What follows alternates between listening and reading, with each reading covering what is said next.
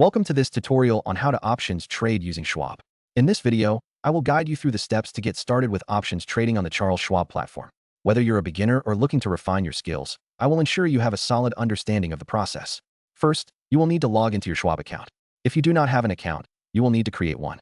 Once you are logged in, navigate to the trading section of the platform. Look for the tab or button that says Options or Trade Options. This is where you will initiate your options trading. After you access the options trading section, you can search for stocks or exchange-traded funds you are interested in.